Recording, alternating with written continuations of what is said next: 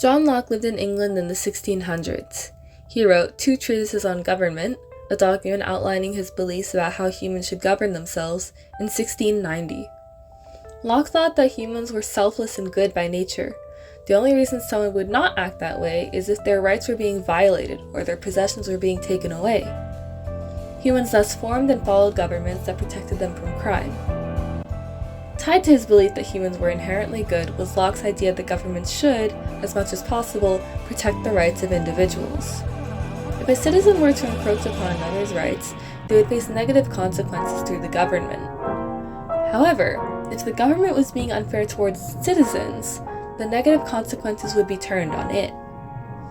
Locke thought that if a government was not doing what it was supposed to, that is, protected citizens' rights, citizens had the right, maybe even the obligation, to overthrow that government and replace it with a better one. This would put individuals and the government on a relatively equal playing field.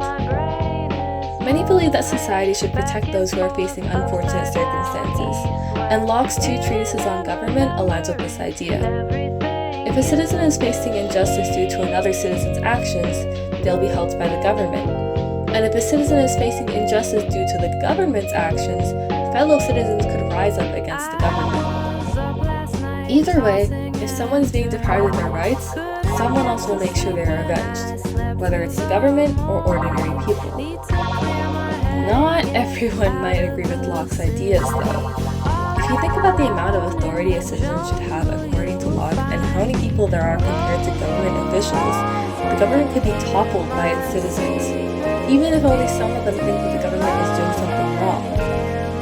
If a small group of people thinks the government is not protecting individual rights, is it worth it to descend into chaos until a new government forms? Enter Jean-Jacques Rousseau. He was born in Switzerland and published On the Social Contract in France in 1762.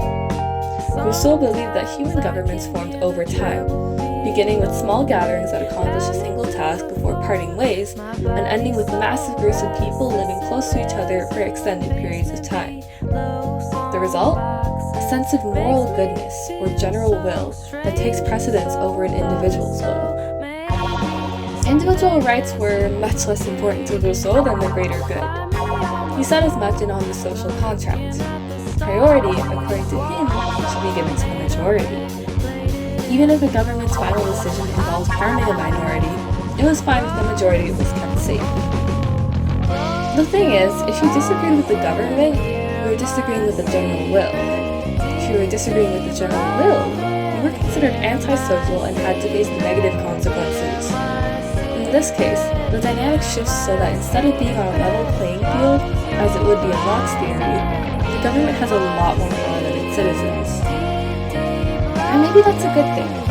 Governmental uprisings over situations that are not viewed by all citizens as unjust are virtually impossible here. If a group of citizens attempted to overthrow the government, all of those citizens would be considered antisocial, opposed to the greater good, and that would lead to, I think you can guess by now, negative consequences for all of them. Also, disagreements may be diffused more quickly.